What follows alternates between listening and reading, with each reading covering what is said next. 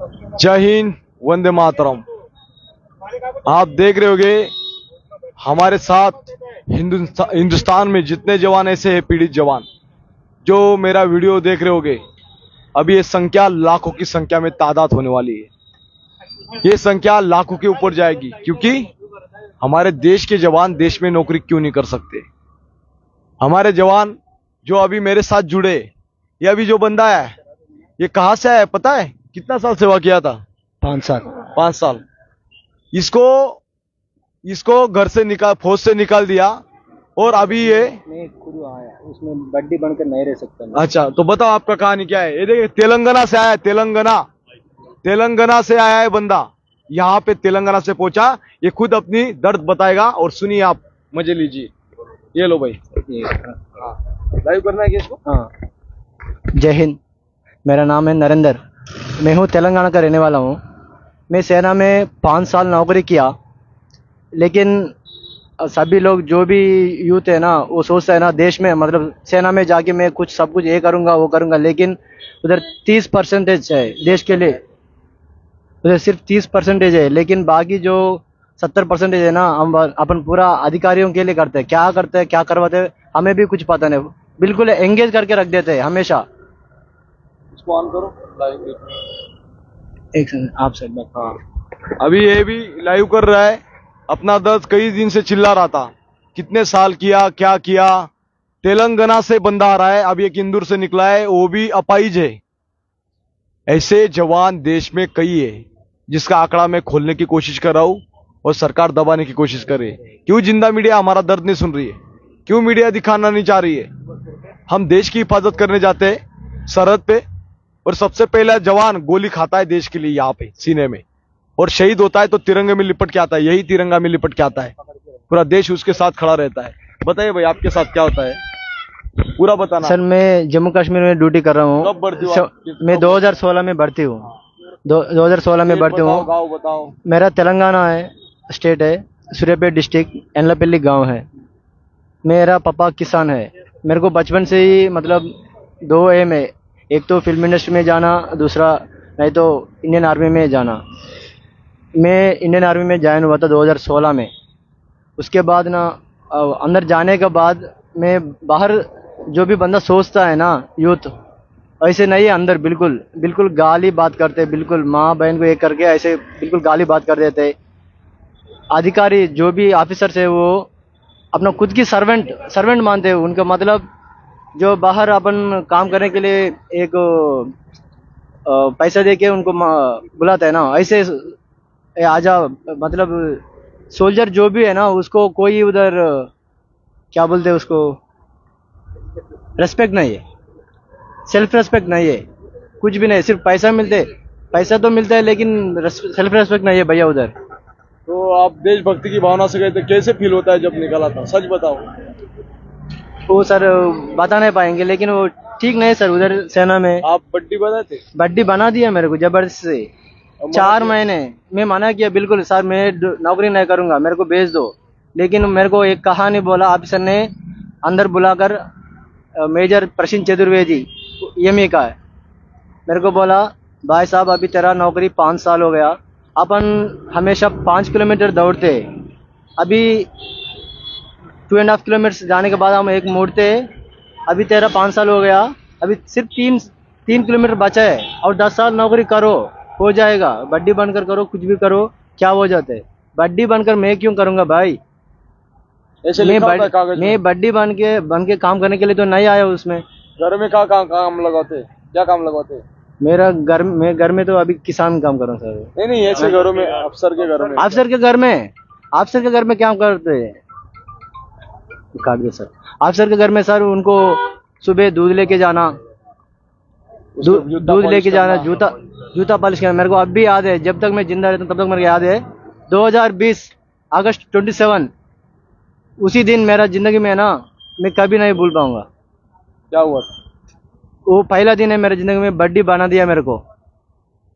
जैसे घर के अंदर गया, सीधा साहब ने बोला पहले ये जूता पॉलिश करो। फिर बाद में आपने मना किया, पनिशमेंट दिया?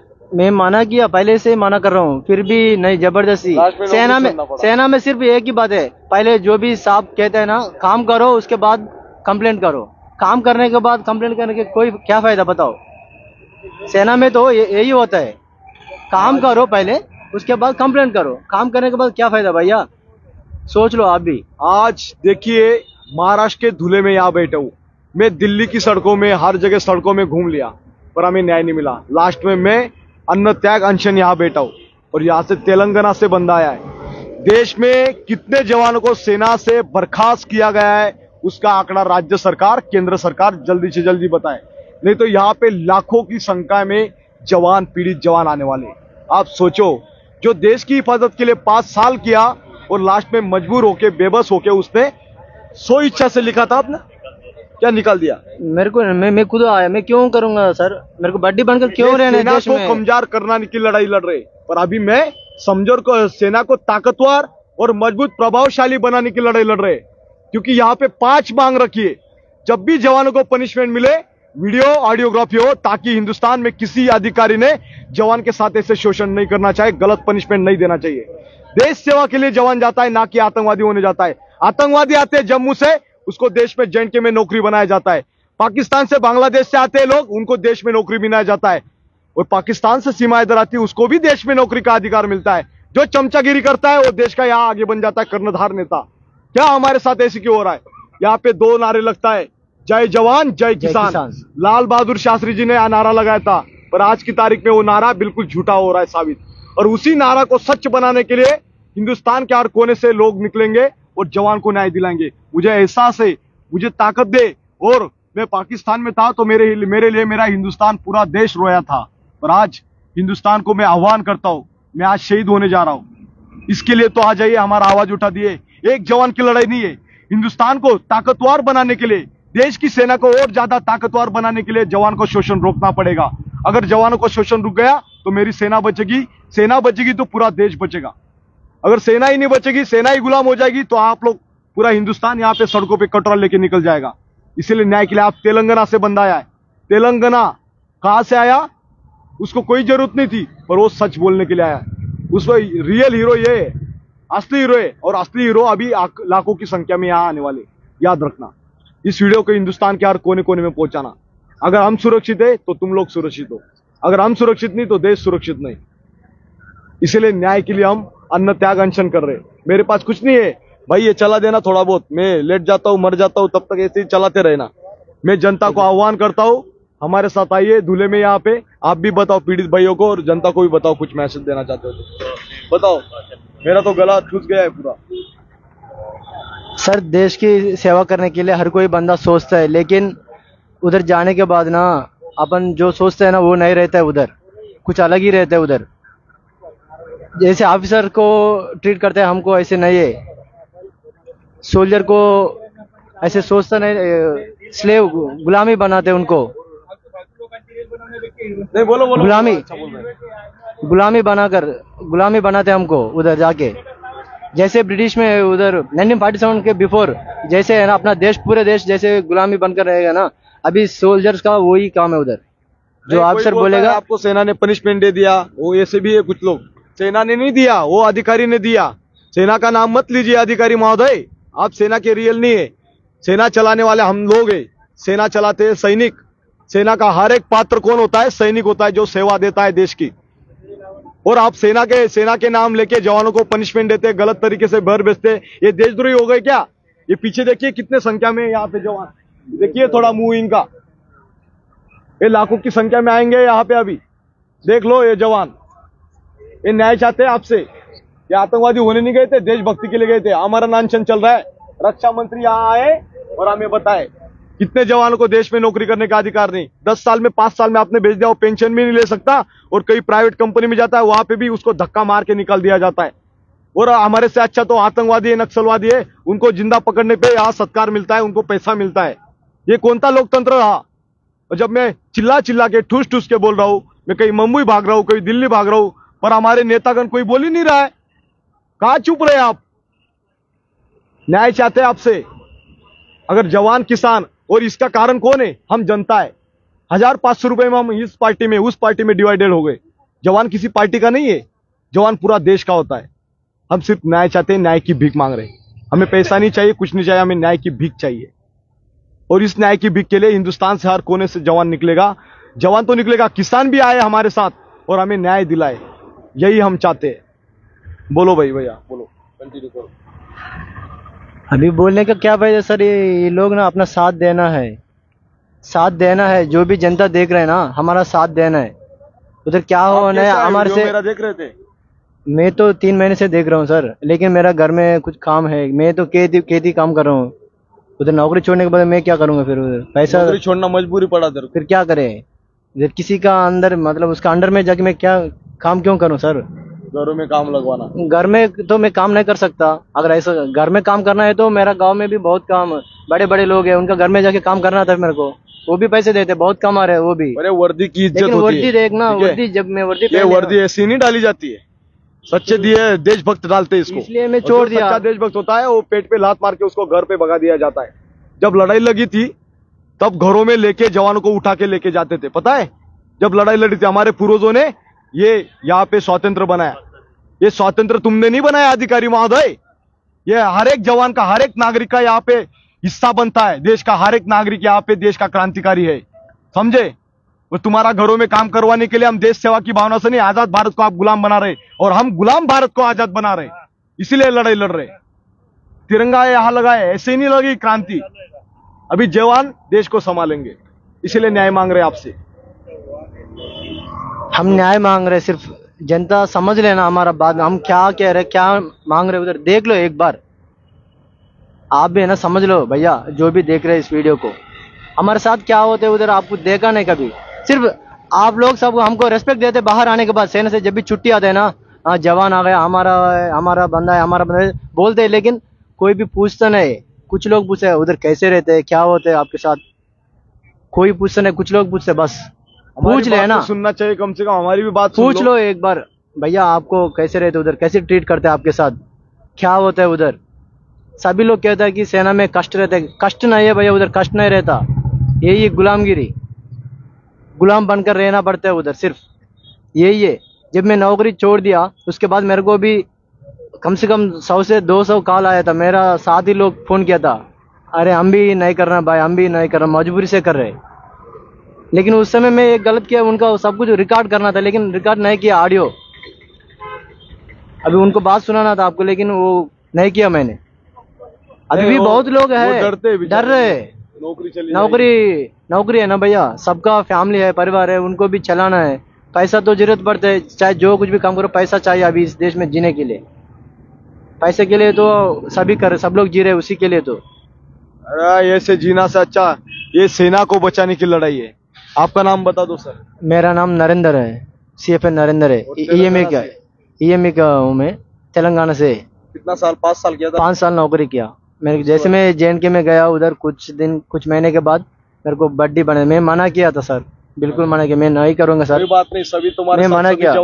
जवान किसी स्टेट का नहीं होता है, ना ही किसी जाति धर्म का होता है। जवान पूरे देश का होता है, और हिंदुस्तान हमारे साथ खड़ा है। कोई बात नहीं, हमारी जनता आज नहीं तो कल 2 दिन में समझ लेना। अगर हमारी यहाँ पे न्याय यात्रा निकले, आपा साहब आप बोलोगे कुछ? बोलो। कहाँ से आए? ये तेलंगाना से आए। तेलंगाना से आया सर। 5 साल नौकरी थी इसको भी निकाला। मैं खुद बाहर आया सर। आप कहाँ से आए हो? तेलंगाना सर। तेलंगाना से आए हो। कितना साल नौकरी किया था? 5 साल। कौन से फोर्स में? मैं EMA में। आर्मी कोर है। अच्छा, आप तेलंगाना से आए हैं? हाँ सर। तो देखो, मेरे भारत के सभी जवान भाइयों, किसान भाइयों, ये एक किसी किसान परिवार का लड़का तेलंगाना से ये धुलिया डिस्ट्रिक्ट के अंदर में आया है। यहाँ पर चंदू चौहान सह ये जितने भी पीड़ित जो लोग हैं यहाँ पर आए हुए सैनिक, और इसमें सेना और अर्ध सेना के जवान हैं, इनके ऊपर अन्याय किया गया है। ऐसा ही अगर यदि जवानों पर अन्याय होता रहेगा तो कल अपने भारत देश की सुरक्षा को बहुत बड़ा खतरा निर्माण हो सकता है। इसलिए अपन सभी जो भी किसान लोग हैं, जो भी जवान लोग हैं, वो सभी ने जागरूक होना चाहिए। अब ये लड़का तेलंगाना से आया हुआ है, क्यों? क्योंकि ये अपने रोजी रोटी के लिए, देश सेवा के लिए गया था। ये कोई आतंकवादी बनने नहीं गया था, लेकिन इसको कुछ एक सजा के तौर पे इसको टर्मिनेट किया गया और इसको मैं खुद आप सर को हाँ। बड्डी बना दिया मेरे को जबरदस्ती। उसको मतलब क्या किया? मेरे को जबरदस्ती बड्डी बना दिया। बड्डी मतलब बैटमैन। अच्छा। बैटमैन इसको इसका जो अधिकारी था उसने उसकी सेवा करने के लिए मतलब सेवा करने के लिए इसको जबरन किया गया। सेवा का मतलब होता है अधिकारी के कपड़े धुलना, उसकी बूट पॉलिश करना, उसके बर्तन साफ करना, मतलब मैडम के सभी कामकाज करना। अगर उस जवान ने किया नहीं, इसीलिए ये जवान घर आ गया 5 साल नौकरी करने के बाद। तो ऐसे पीड़ित जवान अपने भारत देश के अंदर में 15 लाख से ऊपर है। इसीलिए वो सब भारत देश को फायदा हुआ है, भारत देश की सरकार को फायदा हुआ है। लेकिन ये सब पीड़ित जवानों का क्या? इनको एक दिन से लेकर के 10 साल 5 साल जिन्होंने जितना सेवा किया है उसका बेनिफिट न देते हुए उनको घर निकाल दिया। इसका जिम्मेवार कौन? अधिकारी है या हमने जो चुन करके भेजे हुए जो सांसद है वो है? इसका जिम्मेवार कौन है? इनकी जवाबदारी कौन लेगा? इसीलिए ये देश की सिस्टम खराब हो चुकी है। इस सिस्टम से लड़ रहे हैं हम। इस सिस्टम को स्ट्रांग करना होगा और हर व्यक्ति को न्याय मिलना होगा। इसीलिए ये लड़ाई जारी है। इसीलिए ये लड़का तेलंगाना से आया है, बेटा तेरे को न्याय मिलेगा। इस न्याय की लड़ाई के अंदर में सभी जवान को न्याय मिलेगा। जो भारत के कोने कोने में बैठा हुआ जवान है उनको सबको यहाँ आना होगा और न्याय यात्रा में शामिल होना होगा। हर गांव के अंदर में कोई ना कोई पीड़ित जवान है। जो जवान सेवा करके आया है, 20 साल नौकरी करके आया, उसके ऊपर भी अन्याय हुआ है क्योंकि उसको 4 प्रमोशन देना था और 4 प्रमोशन दे करके उसको घर आना था। लेकिन ऐसा न होने दिया गवर्नमेंट ने। उसको सिपाही में गया तो सिपाही से वापस आया, वो कोई प्रमोशन लेकर के नहीं आएगा और उसको कोई रेड एंट्री भी नहीं दिया था। ऐसे भी पीड़ित जवान है, वो पेंशन ले रहे हैं लेकिन उनको प्रमोशन नहीं दिया गया, उनके ऊपर अन्याय किया गया। उनके लिए भी ये दरवाजा खुला है अपनी न्याय यात्रा का। और न्याय यात्रा के माध्यम से हम सरकार से अपील करना चाहते हैं कि जल्द से जल्द ये पीड़ित परिवार, पीड़ित सैनिकों की बैठक लगाई जाए दिल्ली के अंदर में। जिन अधिकारियों ने सजा दे करके शोषण करके इन जवानों को घर भेजा है वो भी सजा के उतने ही पात्र हैं और उनको भी सजा दी जाए। यही हमारी मांगनी है और दूसरी कोई नहीं। पैरा मिलिट्री से जो माजी सैनिक है उन्हीं का सांसद का कोटा हर राज्य में होना चाहिए। डिफेंस से जो माजी सैनिक है उनका भी सांसद का कोटा हर राज्य में होना चाहिए। राज्य में 2 सांसद का कोटा होना चाहिए जो कि डिफेंस मंत्री और गृह मंत्री पैरा मिलिट्री और मिलिट्री से होने चाहिए, ताकि वो किसी भी जवान के ऊपर अन्याय अत्याचार नहीं होगा क्योंकि वो सांसद में अपनी बात रख सके। इतना ही मैं सरकार से गुजारिश करता हूं कि जल्दी से जल्दी इनकी बैठक लगाई जाए और बैठक में हम शामिल होंगे। अधिकारी जिन्होंने सजा दिया है अननेसेसरी उनको भी शामिल कीजिए। और आपके पास में गृह मंत्रालय है, किसी के पास में डिफेंस मंत्रालय है, आप भी शामिल होइए और इन जवानों को न्याय दीजिए। आज हमारी बात पूरे भारत वर्ष के लोग सुन रहे हैं, चाहे फिर वो हिंदू है, चाहे मुस्लिम है, चाहे सिख है, चाहे वो ईसाई है, क्योंकि सभी जाति धर्म से लोग देश की सेवा के लिए जाते हैं और वो सबका देश की सुरक्षा रखने का जिम्मेवारी सबकी है। लेकिन ऐसा मुझे नजर नहीं आ रहा है। मैं भी एक सर्विसमैन हूं, लेकिन देश की जो सिस्टम है वो अधिकारियों ने और चुने गए प्रत्याशी उन्होंने खराब कर चुकी है। इसलिए सिस्टम को ठीक करना होगा। इतना ही मैं बोलता हूं। जय हिंद, जय भारत, वंदे मातरम। जय हिंद, वंदे मातरम, भारत माता की जय। जो भी मेरे पीड़ित भाई देख रहे हो वीडियो, जल्दी से जल्दी यहाँ पहुंचो, आपका कलंक मिटाने। अभी तक आप देखते हो कि किसान जय जवान जय किसान के नारे लगते थे, पर आज हम अगर देश को नहीं बचा सकते तो इससे बड़ा दुर्दैव कुछ नहीं हो सकता। आज हम भीख मांग रहे, ये भीख देश की बचाने की लड़ाई है, ना कि हमें देश की जवानों को बचाने की लड़ाई। अगर जवान बचेगा तो देश बचेगा। कि हमारा दर्द कोई ना कोई सुन रहा होगा। हम देश की हिफाजत के लिए जाते हैं, ना कि आतंकवादी होने जाते हैं। इसीलिए ये न्याय यात्रा ऐसी ही चलती रहेगी और हम चाहते हैं पूरे देश भर से लोग यहाँ आए, हमें साथ इकट्ठा हो। जय हिंद, वंदे मातरम, भारत माता की जय।